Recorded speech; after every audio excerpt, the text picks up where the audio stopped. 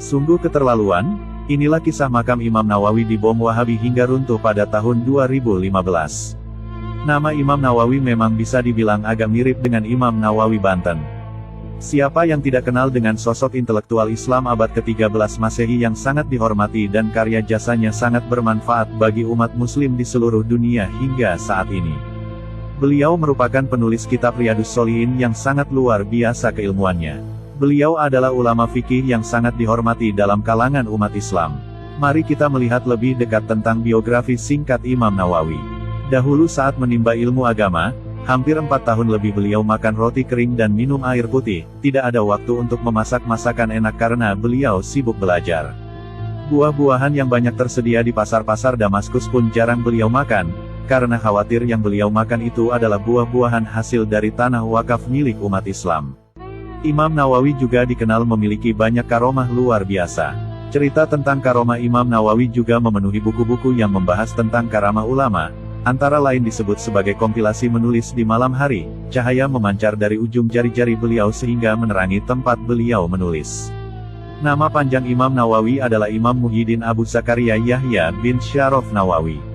Kata Nawawi sendiri adalah nisbah untuk kampung beliau yang bernama Nawa, yaitu sebuah desa di Provinsi Dara di selatan Damaskus. Imam Nawawi lahir di Nawa pada tahun 1233 Masehi. Semasa hidupnya beliau manfaatkan untuk belajar, mengajar dan menulis karya-karyanya di Damaskus. Pada tahun 676 Hijriah, beliau kembali ke kampung halamannya di Nawa setelah mengembalikan berbagai kitab yang dipinjamnya dari sebuah badan wakaf. Beliau juga menziarahi makam para gurunya dan bersilaturahim kepada para sahabat beliau yang masih hidup. Pada hari keberangkatan beliau ke Nawa, para jamaah yang beliau bina melepas kepergiannya di pinggiran kota Damsyik atau Damaskus. Mereka bertanya kapan mereka dapat bertemu lagi. Namun Imam An-Nawawi menjawab bahwa mereka akan bertemu setelah 200 tahun. Awalnya mereka tidak mengerti perkataan sang imam, namun akhirnya mereka faham bahwa yang dimaksud sang imam adalah setelah hari kiamat.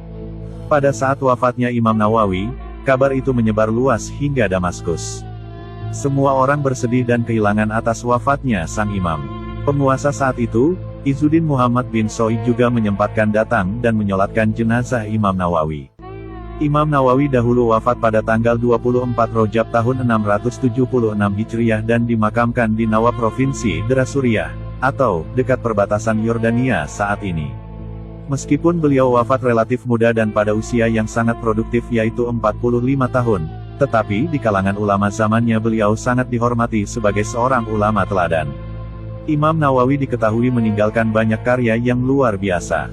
Setidaknya ada lebih dari 20 karya besar, antara lain Syarah Sahih Muslim sekitar 12 jilid, Kitab Al-Majmu' Syarah Muhadzab 20 jilid, dan yang paling fenomenal menjadi bestseller sepanjang masa adalah kitab Riyadhus Shalihin, yang diterjemahkan ke dalam edisi berbagai bahasa dunia. Namun sayang beribu sayang, jika Anda mungkin belum tahu, makam ulama fikih ternama ini pernah dibom oleh sekelompok yang mengaku jihadis pada tanggal 8 Januari tahun 2015 lalu.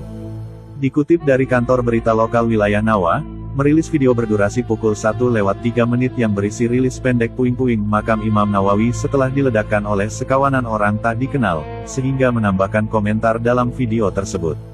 Namun, Al Jazeera melaporkan bahwa pelakukannya adalah Jabhah Nusrah.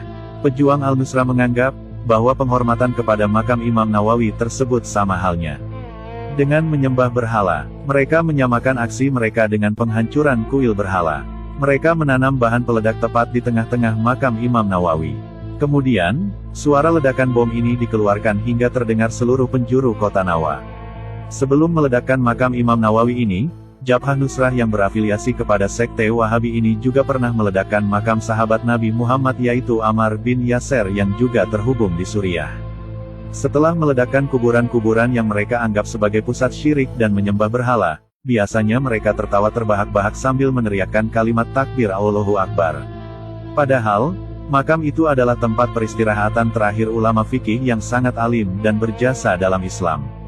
Dalam sebuah laporan yang diterbitkan Kementerian Wakaf Islam Suriah, PBB mengatakan bahwa 290 situs di seluruh negeri telah terkena dampak langsung pertempuran.